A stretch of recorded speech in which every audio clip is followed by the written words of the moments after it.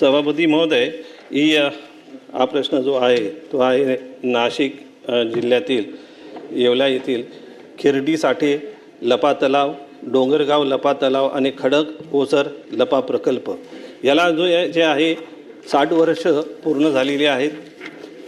हा जो तलाव आणि कालवा आहे या इथं मोठ्या प्रमाणात झाडी झालेली आहेत.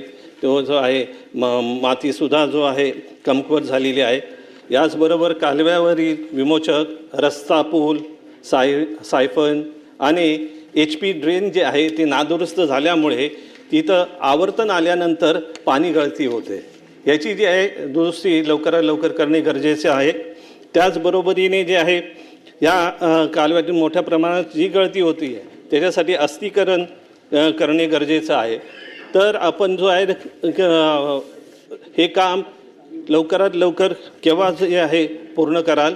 याचबरोबरीने येवला तालुक्यातील सावरगाव लघुपाट बंधारा तलाव जो आहे हा सुद्धा जो आहे दुरुस्त करण्याची गरज आहे.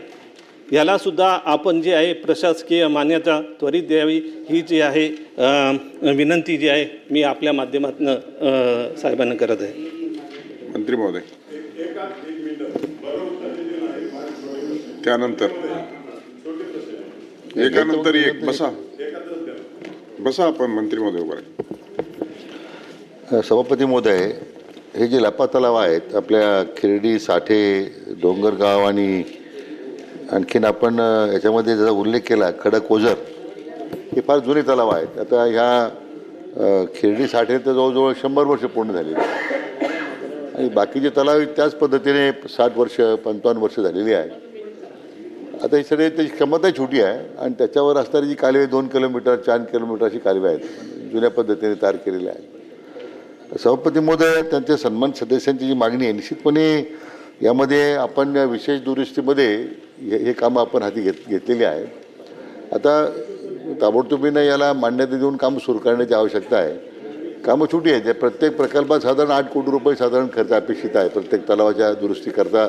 म्हणजे गळती थांबवणं, त्या कालव्याची दुरुस्ती करणं आणि ती सभापतीमध्ये आपण ते काम आम्ही तत्वतः आपण त्याच्यामध्ये त्याला मान्यता देतो आहे आपण. आणि त्यामुळे ही गोष्ट बरोबर आहे, जुनं झाल्यामुळे अडचण आहे पण ते आपण लवकर दुरुस्ती आपण करतो. सभापती महोदय, मंत्री महोदयांनी उत्तरातसुद्धा सांगितलं आहे की याच्यामध्ये जे आहे निधीसुद्धा उपलब्ध करण्यात आलेला आहे आणि मंजुरीसुद्धा देण्यात आलेली आहे. तर याच्यामध्ये हे काम जे आहे लवकरात लवकर केव्हा चालू करणार आहे आणि हे कालव्याचं सुद्धा जे अस्थिकरण जे आहे याच्यामध्ये आपण धरलं आहे का? मंत्री महोदय.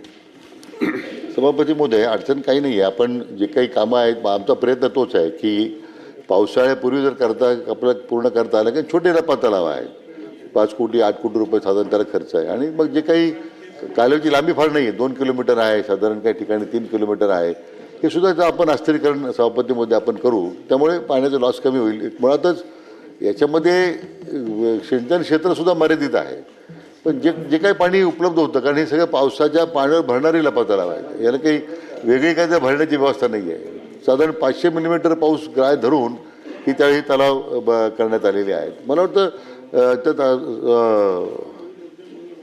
आणि अस्थिरीकरण अध्यक्षमध्ये आपण त्याच्यामध्ये कोणत्या आता इथून पुढच्या कालव्याच्या कामामध्ये अस्थिरीकरण आपण धरतोच आहे.